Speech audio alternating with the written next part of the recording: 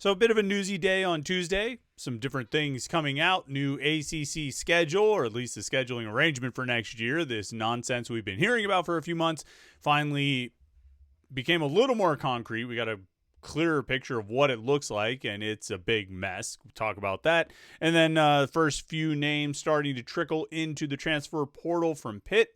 So we'll talk about that as well. Schedules, transfers, this is the kind of things we talk about in the offseason. Obviously, as we get closer to that Military Bowl, we'll have more things to discuss. And, of course, there's a Pitt basketball game tonight. The Panthers taking on Binghamton, one of their final non-conference games of the season, probably the last what should be a layup, but I think we've all learned this year that we can't assume anything to be a layup. But, quick programming note, like I mentioned yesterday, we will have a live show tonight, even though Pitt is playing this evening. Jim's going to cover the game at the Peterson Event Center. And then when it ends, we'll go live right here for this week's Panther-Lair show. It'll function as sort of a Pitt basketball post-game show. And so some of you might be at the game. Not many of you, I suspect, but some of you might be at the game. And those of you who are not or want to listen to something on the way home, we will be live right here on youtube.com/Panther-Lair.com for a Pitt basketball post-game show after the Panthers take on Binghamton at the Peterson Event Center. So you got that to look forward to this evening. So lots to talk about, though, today with the schedule and some transfer stuff. So let's jump into it. The Morning Pitt right here on youtube.com/Panther-Lair.com.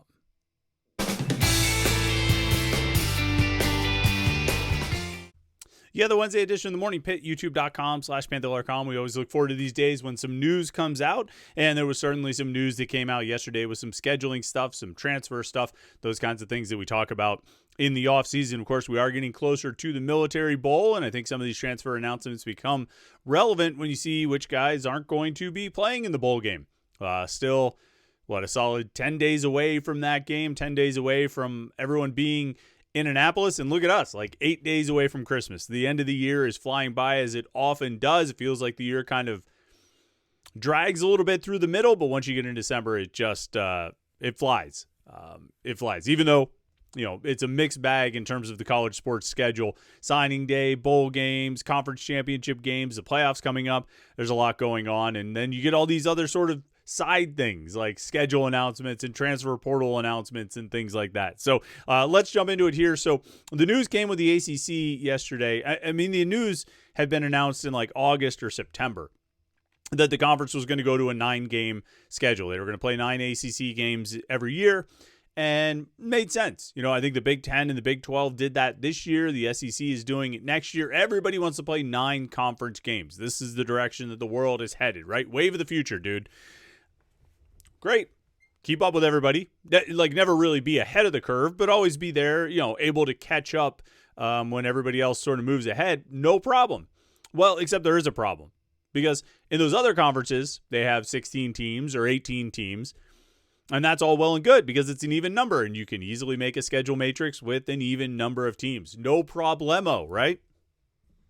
Well, it gets a little bit trickier when you have an odd number of teams, as the ACC does. And, the ACC has a lot of oddities about it, and certainly its number of teams is one of those, with 17 teams in the conference. They had 14, and then they added SMU, Cal, and Stanford, and now it's a 17-team league. And, I always like to get out the legal pad as like a visual aid, and there's some important stats and things on here. But this side of the page, this right here, was my attempt to make a 17-team conference playing 9 conference games work. And I almost had it. I almost got there. But you know what happens when you try to plant 17 teams across a 9-game conference grid? One team ends up not being able to do it. One team ends up with only 8 conference games. And so the ACC said, well, that's the only solution we've got. So here we go. 9 conference games, but not for everybody, only for 16 teams. And every year, there will be one team that only plays 8 conference games.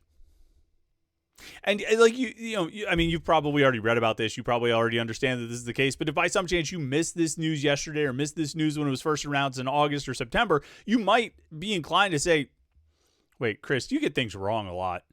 Like, you usually misspeak. You write something wrong. You send the wrong tweet. Inaccurate information. And somebody has to point it out to you, and you got an issue with a correction. You'll be like, oh, wait, I screwed that up. Actually, it's this. Or actually, it's that. And so you might be sitting there thinking, like, Chris, I just heard you say they're going to have 16 of the 17 teams in the conference play 9 conference games, and one team every year will only play 8. That's the dumbest thing I've ever heard. They're not doing that. You are wrong. Go do your research. Find out, Chris, you messed this up again. But lo, dear readers or listeners or viewers, I didn't. This is what they're actually doing. This first year, they're not going to do that. This first year, they're going to have 12 teams play 9 games and 5 teams play 8 games. So it's not really a better solution. But then in 2027, it'll be 16 teams playing 9 games and 1 team playing 8. And you could have the standings, and you could have 3 8-1 teams and 1 7-1 team. And what do you do there? What do you do with the tiebreakers there? Now, the ACC has told us that it'll have a new tiebreaker policy adopted and announced by the start of the season. I can't wait to see that. My guess is it'll involve something with the college football playoff rankings and that being a tiebreaker, so that if you have a ranked team in a tie at the end of the regular season, that ranked team will have a spot in Charlotte, so that they can potentially win the ACC championship game and represent your conference in the playoffs instead of the almost doomsday scenario that the conference had this year. And so I'm sure that's going to be part of it. But beyond that, then I think you get into like win percentage, right? Because you can't say, I mean, you have to go win percentage if you're comparing,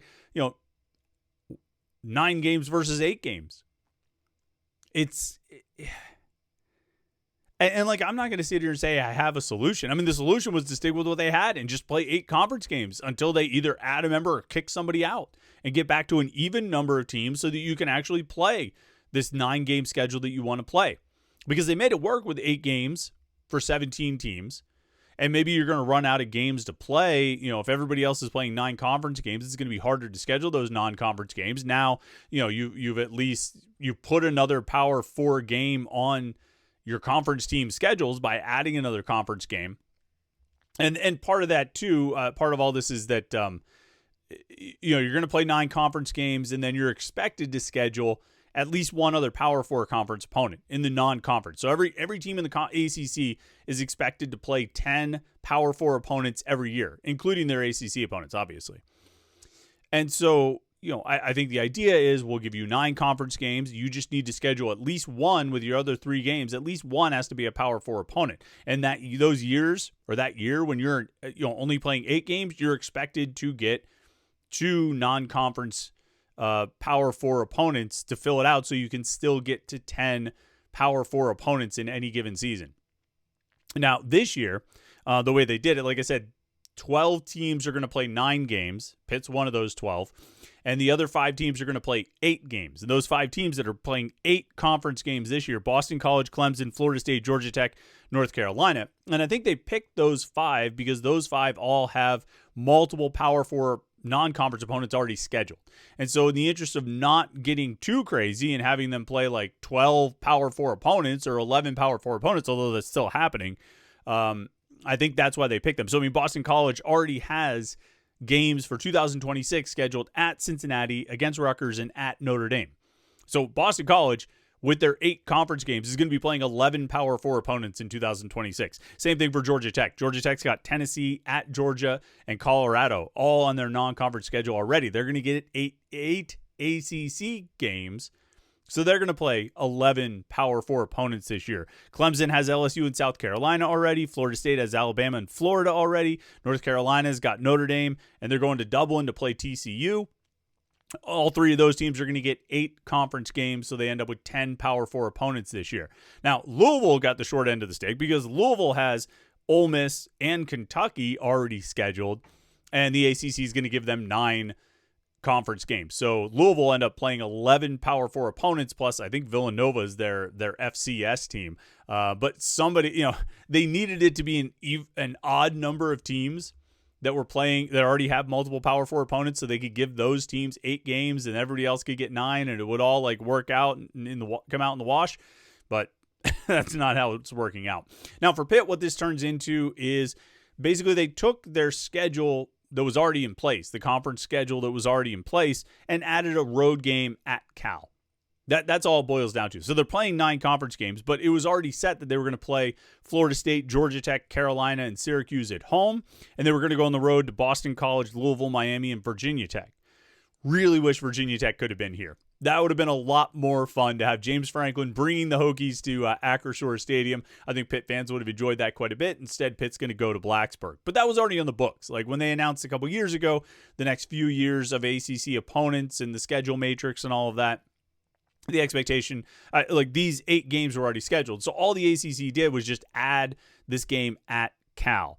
And then the non-conference Pitt has, they actually open against Miami of Ohio on September 5th. They have UCF on September 12th. And then they have Bucknell on September 26th. And, the Bucknell game is interesting. It was, it wasn't announced. Pitt never announced it. But our good friend Abby of the Post-Gazette reported it, I think last week or the week before. And that report came out like right around the same time that Pitt and Wisconsin mutually agreed, per a press release, mutually agreed to cancel their game for this season. Pitt was supposed to play Wisconsin in Madison in the 2026 season, and that game got canceled. They're still going to face each other in Dublin in 2027, but this game against Wisconsin got canceled, and then shortly after that, Abby reported about the Bucknell game, and so it sort of looked like, oh, they canceled Wisconsin to schedule Bucknell? Well, no, Bucknell was never replacing Wisconsin. They didn't cancel Wisconsin to schedule Bucknell. As far as I can tell, they canceled Wisconsin because they need room for another ACC game, is how I sort of see it. And that game ended up being Cal. Now, what's interesting, and what'll be interesting to watch, is, like I said, they have Miami of Ohio at home on September 5th. That's going to be the opener, as far as we can tell. They have UCF at home on September 12th, and then they have Bucknell on the 26th. So there's an open weekend in between there, September 19th. In theory, Pitt could have an off week. I don't think you usually like to have an off week in the 3rd week of the season, but in theory, Pitt could have an off week, or they could get one of their ACC games. And I kind of glanced through what the conference teams, the teams on Pitt's schedule at least, the 9 teams that Pitt is scheduled to play this year, who they have, and if they have games scheduled for that September 19th date. And the 3 that are open is at Louisville, at Miami, and North Carolina. None of those 3 teams, at least as far as what I could find online, have a game scheduled for that day. So I'm guessing it's going to be one of those 3. I wouldn't be surprised if the ACC sends them on the road to Louisville or Miami in week 3, since their other 3 games in the month of September are at home. So it potentially could be Miami of Ohio at home, UCF at home, Louisville or Miami on the road, and then Bucknell at home to close out the month. I will say I like when you have that FCS game a few games into the season. I think that's kind of, I know coaches like to open with that and sort of ease into the season that way, but I think it's nice to hit the ground running against a group of 5 program like Miami of Ohio, get a couple games under your belt, and then get an FCS game where you can either rest guys if you need to or work on some things. I think it often works out well when they have that game there. It doesn't always guarantee a win the next week or anything like that, but I think it works out well. So we'll keep an eye on what happens on that weekend of September 19th. But ultimately, like the ACC took a near doomsday scenario this season where the tiebreakers and, Miami just being Miami conspired to almost cost the conference a spot in the college football playoffs. And so, not to mention all the complaining and griping from people like me down the stretch of, I have no idea what a team needs to do. It's impossible to figure out who needs to do what to finish where. Like, it was a lot easier when you had divisions. You could say, well, what's your record? Compare to the division. Okay, you got to win this game to stay ahead of that team. Not tough to figure out when you had the Coastal and the Atlantic. But with this one giant division conference, and the schedules the way they were set up last year, where you didn't have very many head-to-head tiebreakers to rely on, it got pretty, and when I say last year, I mean this past season, it got pretty convoluted. And they managed to have taken an already convoluted situation and structure and make it even worse and make it even more ridiculous. Like, either stick with 8 games or add somebody or cut somebody. Like, I don't know how you can have this year in, year out. 16 out of your 17 teams will play 9 games and 1 team will play 8. Now, Pitt does have a couple seasons coming up where they've got like West Virginia and UCF in the same year. They have West Virginia and Notre Dame in the same year a couple of times. I would think one of those, ideally the ACC would make one of those Pitt's 8-game season, but we'll see. We'll see how that rotation ends up working out. And I mean, like, honestly, we're talking like 8 to 10 to 12 years down the road, and it would be certainly foolhardy of any of us to think that college football or the ACC are going to exist in their current states 8 or 10 or 12 years down the road. So you don't need to get too far in the prognosticating and guessing what this is all going to look like in a decade. We'll just wait and find out who they're playing on September 19th. All right, a few transfer news items that came out yesterday. Zion Fowler-El, the wide receiver, announced that he is going into the transfer portal. Fowler-El joined Pitt as part of the 2000. Thought I had this open. Excuse me. Pitt removes guys from their roster, and it becomes much more difficult to find them and find their data and find their information when they do that. But I believe it was in the recruiting class of 2021. Or maybe it was a class of 2022. What? I apologize. It was a class of 2023. So, what I remember about Zion Fowler-El, mixed bag for his career at Pitt, didn't really produce a lot, caught his first touchdown pass this season. But he was in the 2023 recruiting class, and what I remember about him is he got his offer prior to his junior season. So it would have been the summer of 2021. He came to a prospect camp. And I remember him being really good. But the thing that really turned the tide for him in getting the scholarship offer from Pitt was Jordan Addison was working the camp with his receivers coach, Brennan Marion. And Jordan Addison personally vouched for Zion Fowler-El to Brennan Marion. Said, you've got to offer this kid. This kid is legit. He's really good. We've got to offer him. He can come and play for us. And Brennan Marion said, yeah, you're really good yourself, so I'm going to take your word on it. And he saw it himself, too, in the camp and offered Zion Fowler-El. Zion Fowler-El committed later that fall, in the fall of 2021, his junior year. And then things got a little bit weird. Brennan Marion left after that 21 season. Tyquan Underwood came in as the receivers coach and maybe wasn't as sold on Zion Fowler-El as Brennan Marion had been. And by like midway through Zion Fowler-El's senior season, the contact had kind of fallen off. And so Zion Fowler-El reopened his recruitment because he thought, well, if they don't want me, I'm going to find somebody who does. I still want to go to Pitt, but I'm not really sure that Pitt wants me. As signing day got closer, Underwood corrected that, and sort of restarted the relationship. No, we do want you. We want you to come to Pitt. And so, Fowler-El ultimately didn't really play much, didn't really contribute much. Like I say, he caught his first touchdown pass of his career this season. He caught it from Mason Heinchel in the Boston College game this year. Nice receiver, but probably wasn't going to climb above, the number 3 or number 4. Probably not even number 3, probably like number 4 or number 5 spot.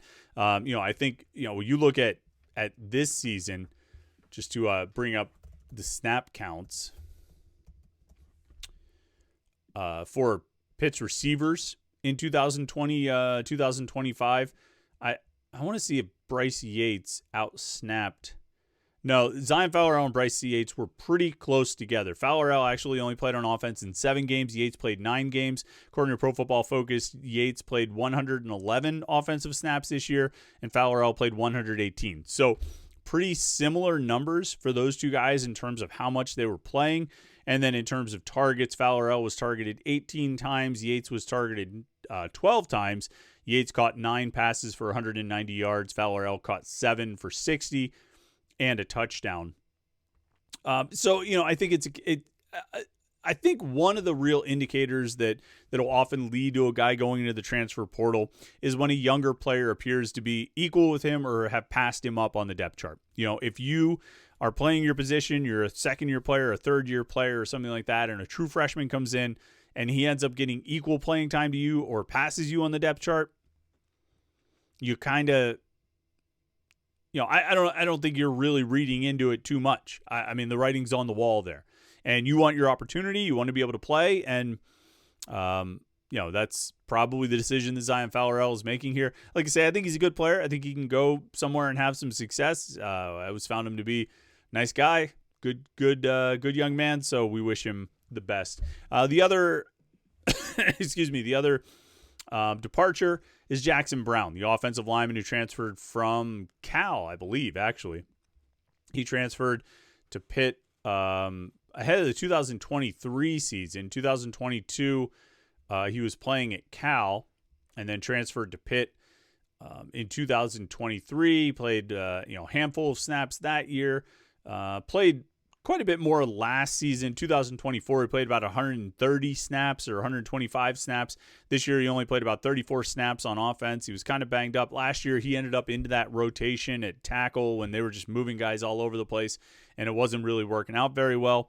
This year, they brought in a bunch of transfers, and Jackson Brown never really got much of an opportunity on the field, and I think he probably could see the writing on the wall there as well, that he probably wasn't going to get much of an opportunity. They'll continue bringing in transfers, and a guy like him, if he's not really cracking the two deep, and he doesn't seem like he was, go look for another opportunity for the final year or two of eligibility. So first couple scholarship guys coming off the board. Nico Crawford, the long snapper, who I think participated in senior day, announced that he's going to go into the portal as a grad transfer. That was like a week. That was last week at some point. But overall, first couple guys starting to make those announcements. Finals week ended last week, and I think you're seeing some guys decide that, or make their announcements that they're intending to enter the portal when it opens on January 2nd. And I don't think it'd be a stretch to say they're probably not going to play in the bowl game. So don't go out there. Don't go to Annapolis looking for Zion Fowler or Jackson Brown. Those guys aren't going to be on the field. And my guess is we'll see more guys make their announcements as time goes on, over the next week, right? Next week and a half or so. So we'll be keeping an eye out for those. All right. Make sure you like this video and subscribe to youtube.com/Panther-Lair.com. Don't forget, like I said, we will be live tonight, but we'll be live after the basketball game. We won't start at 8:30. We'll start when the basketball game ends. It'll be like a Pitt basketball post-game show, and we can talk about anything else, too, if you want to complain about the ACC scheduling format. I am all for that, as you can imagine. So tune in tonight when the basketball game ends, probably around 9 o'clock, maybe a few minutes after. All right, make sure you like and subscribe. Get your questions in for the mailbag on the message boards at Panther-Lair.com. And I think that's about it. Have a good Wednesday. Hope you've had a great week so far. We'll talk to you tonight on the post-game show. And again tomorrow on the Morning Pitt, right here on youtube.com/Panther-Lair.com.